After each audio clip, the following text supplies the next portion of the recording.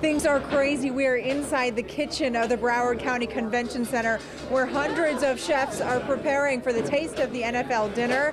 That's tomorrow night. But locally on South Beach yesterday, we were also inside a kitchen, and it was nothing like this. Definitely something more for the locals. Take a look. I usually like to eat at home, but if I'm not home, this is where I go. It feels like home. It's that attitude from the folks living on South Beach that keeps this mom and pop Cuban restaurant around.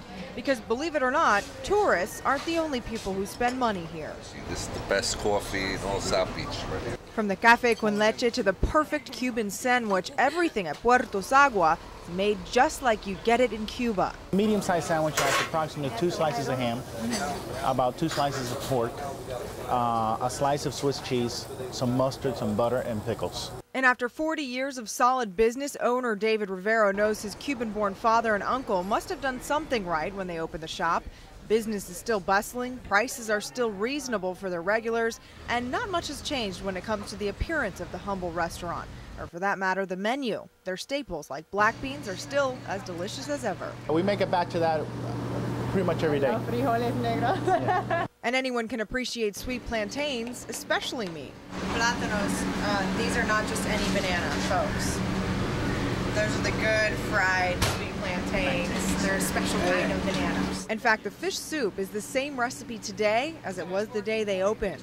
As for the pressure to fit in with his neighboring high-class, high-priced businesses, it's not even an issue for Rivero. He says he'll change when his customers tell him to, and that hasn't happened yet. But we don't want to change that. We want to stay that way, and a lot of people, and I speak to the customers, I walk around, and they don't want me to change it. And Rivera was telling me he doesn't do it for the money. He's had several offers to sell his restaurant, and he refuses because he's just so proud of what his parents built. Meantime, here, speaking of money, all of these chefs are volunteering their time for a good cause. We're going to talk about this story coming up in the morning news this weekend. I'm Laura Diaz reporting from the Convention Center. All these chefs preparing for the Taste of the NFL, Local 6.